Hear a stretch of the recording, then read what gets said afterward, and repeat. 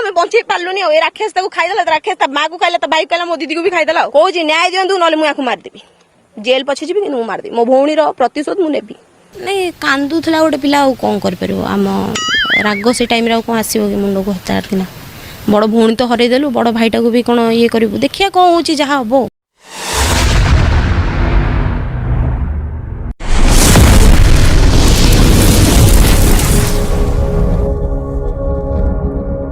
Hello hi नमस्कार जय जगन्नाथ सांग मैंने केमती अच्छी आशा करुँच आपण मैंने भल थे मुझे भल अच्छी आपण मान भल पाइबा एमती मो चैनल रे सब थाऊ एतिकी भगवान को धन्यवाद आपण मान भी धन्यवाद मतलब बहुत भल लगे आपण मान सपोर्ट एमती कर चलतु यूट्यूब रे माने 4-5 दिन हो गला केवल गोटे चर्चा चलती मधुमिता मधुमिता मधुमिता मधुमिता को लेकिन गोटे चर्चा चली तार मर्डर केस को लेकिन जमी माने गोटे यूट्यूब गोटे झीटे मरीची बोली केवल ये जहाँ चर्चा चलती कथा ना ना जुआड़े झी माने जुआड़े वर्षा सियाड़े छता से जुआड़े झील सियाड़े आमर न्यूज रिपोर्टर तेणुक मधुमिता भौणी मधुमिता माँ आउ बापा कौन सब कहते शुणिया तापर टी मैंने रोस्ट आम कौन कर हमें तो साधारण पिला किसी करें चलतु से भौणी जन कौन कहते शुणी आसतु करिया रोस्ट हुआ सी देखो सी भ्यू कर भ्यू मिलगले सी पैसा 2 पैसा पाइबे सुनले तो भौणी आम 2 पैसा आम भ्यू माने वीडियो कर बुझे जोटा रियलिटी कहूँ असुविधा लगे अच्छा ठीक अच्छे पैसा 2 पैसा आजिकल कि चलुचे जदि आम पैसा वीडियो कर तमें कौन कर तमें कौन कर तमें तुम माँ तुम बापा सब घर परिवार ताले का पचर पैसा गोड़े तमें जो दीर्घ 5 वर्ष है सिद्धर पचर पैसा गोड़ से विषय तुम्हें कौन कह आम भ्यूज पचर गोड़ाऊ पैसा पैसा 2 पैसा आम भ्यूज पचर गोड़ाऊ तमें लक्ष लक्ष कोटी कोटी टाँग 5 वर्ष लगे सिद्धर पचर गोड़ गजब बेइज्जती है कौन कह जहाँ भी सत से काढ़ु सेटा को लेकिन मसला नहीं कि आप यूट्यूब वीडियो करके पकेबे सेटा आपण केमिति संस्कार मिली आपण पैसा केते तलू खसी पारुछंती सेटा केवल आपण निज उपरको आंगुठी उठा मसलाटा पा चिकेन मसला गरम मसला सब ये बसची आम संस्कार कथा तुम टे पर कह तम संस्कार टी कथा कह आगे आम संस्कार आम माने वीडियो करके पकईदेलु आम संस्कार चलीगला आ तमें जो गोटे लोक 5 वर्ष है टर्चर करुल से संस्कार कड़ा पूर्व वीडियो तुम जो माँ जो कथा कही शुणिया 4-5 वर्ष है मो झील सागर रिलेसन थिला फिजिकली रिलेसन तो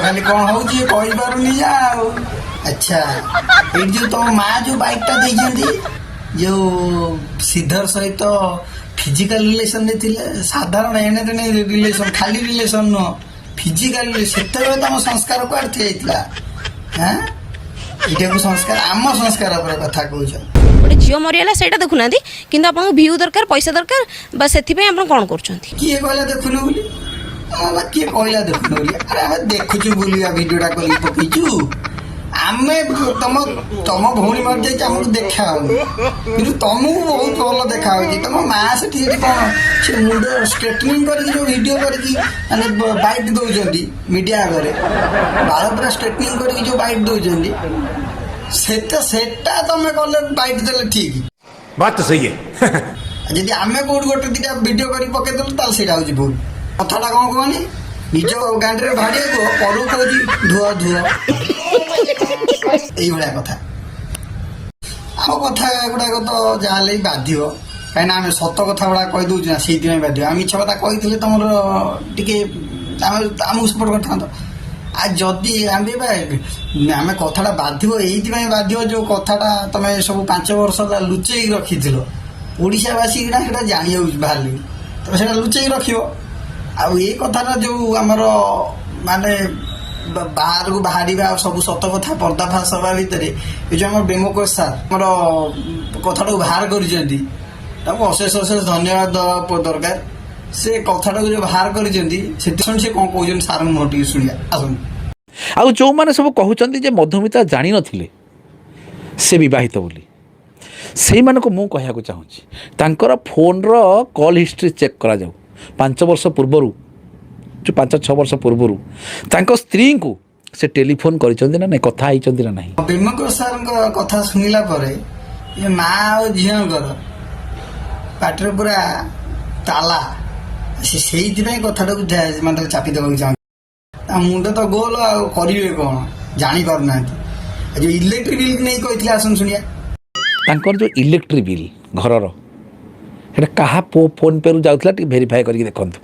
ଆମ ବେମୋକୋଷ ସାର୍ଙ୍କର କଥା ଶୁଣି ସାରିଲା ପରେ ଆମ ଦିଦି ବା ଏଇ ମୋ ଯିଏ ଫଡ଼ ଫଡ଼ ଫଡ଼ ଫଡ଼ ଫଡ଼ ହେଉଛି ଚେଙ୍ଗ ମାଛ ଭଳିଆ ସେଟାକୁ ମାନି ନେଇଛନ୍ତି। କାହିଁକିନା ସେଟା ସତ ବା, ସେ ପବନ କରିନାହାନ୍ତି ସେ କଥାଟାକୁ, ହାୱା ଚଲେଇ ନାହାନ୍ତି।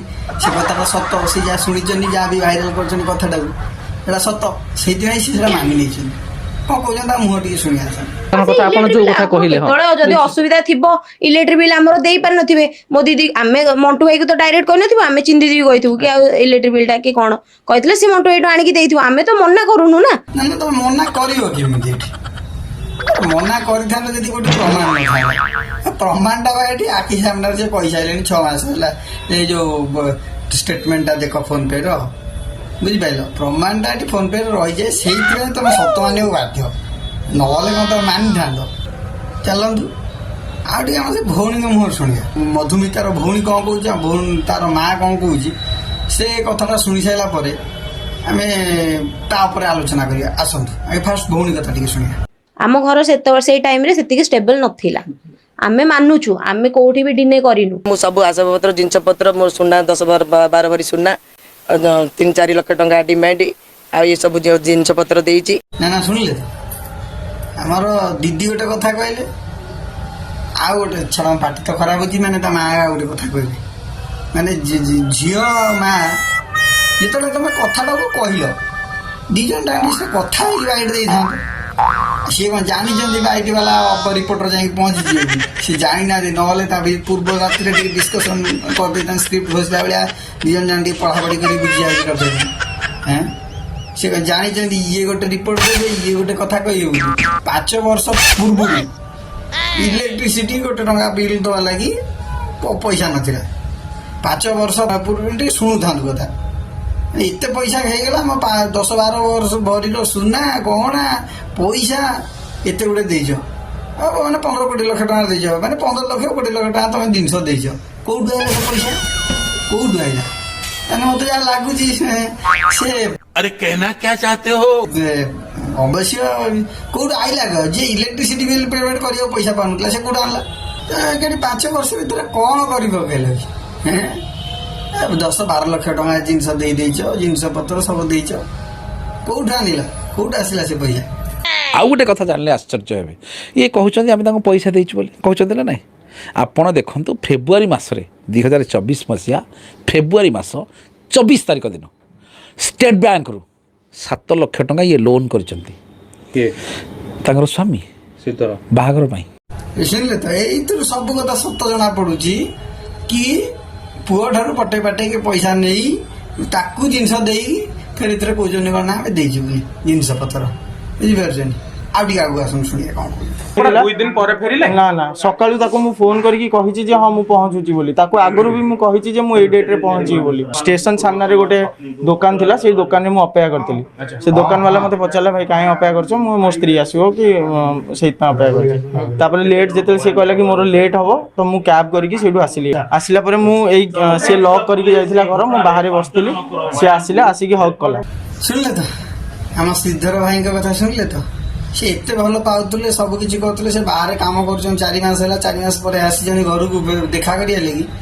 4 ମାସ ପରେ ଆସିକି ଫୋନ କରି ଆଗରୁ ବି କହିଛନ୍ତି କି ମୁଁ ଯାଉଛି ଆଜି ଦେଖା ହବ, ପହଞ୍ଚି ଯାଇଛନ୍ତି ଆସିକି ମାନେ ସ୍ତ୍ରୀର ଦେଖା ଦର୍ଶନ ନାହିଁ, ମାନେ ସ୍ତ୍ରୀ କେତେ ଭଲ ପାଉଥିଲା ଏଥିରୁ ଭାବନ୍ତୁ, ବୁଝିଲେ?